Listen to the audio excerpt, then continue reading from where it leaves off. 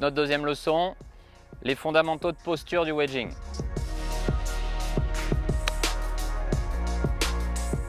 Premier élément, la largeur de stance. D'accord. Sur du wedging, on dit souvent donc un stance relativement étroit, et c'est vrai.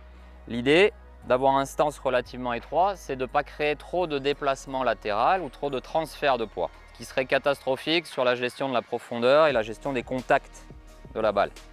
Donc c'est pour ça qu'on ne prend pas un stance trop large au wedging.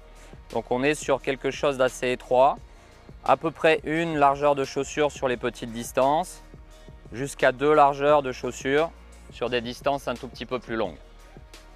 Un exercice pour bien illustrer ça, et que je préconise souvent, c'est de taper les coups avec la pointe du pied droit sur le talon du pied gauche, ici, et vous voyez avec mon talon du pied droit levé. Donc j'ai un petit peu plus de poids ici sur ma jambe gauche, surtout un stance assez étroit, et je vais travailler beaucoup sur mon axe ici à gauche. D'accord? Donc c'est vraiment pour sentir ce côté rotatif du corps autour de ma jambe gauche, avec très peu de transfert latéral. Alors vous pouvez commencer avec un club sur la poitrine, comme ça, sur les épaules, et je viens faire des rotations comme ça avec le club sur la poitrine pour déjà bien sentir ce côté rotatif sur un axe et non pas de gros déplacements latéraux. Une fois que j'ai senti cet exercice avec le club sur la poitrine, je me mets dans la même position, club en main, la balle à l'intérieur du pied gauche et je tape la balle.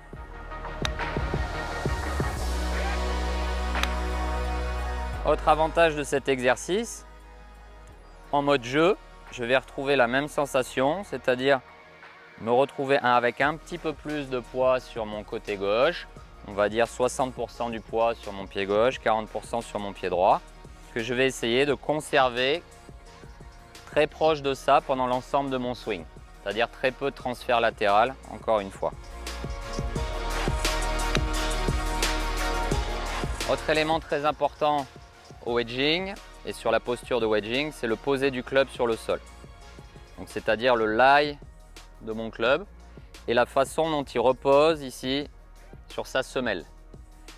Majoritairement, je peux observer des joueurs qui ont le club qui repose un tout petit peu trop sur le talon, ce qui sur le wedging, le fait que la face repose ou le club repose sur le talon, oriente la face de club vers la gauche.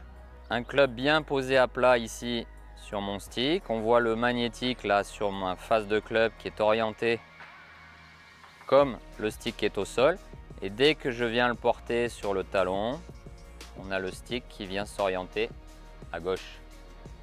Donc l'adaptation pour pouvoir avoir ce club qui repose vraiment bien à plat ici au sol, ce que je préconise, c'est de raccourcir légèrement son grip, à peu près d'1 pouce, d'1 inch, plus court que la normale. Ça facilitera le fait de le poser à plat.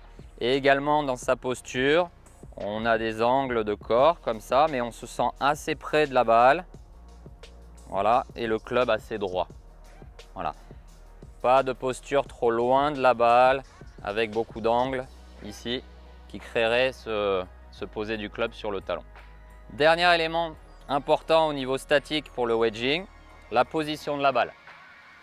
Alors la position neutre pour un coup standard dont on parlait tout à l'heure, à peu près 30 degrés de lancement et une balle assez plate, c'est avec ma largeur de stance dont on a parlé au début, c'est de mettre vraiment la balle au milieu. Ensuite, si je veux varier les trajectoires, je peux jouer sur la position de la balle. Une balle un petit peu plus à gauche ici dans mon stance va me permettre de faire une trajectoire plus haute. Une balle un tout petit peu décalée à droite dans mon stance va me permettre de faire une balle plus tendue. On se retrouve demain pour parler des fautes récurrentes sur le wedging et de 2 grandes catégories de joueurs de wedging.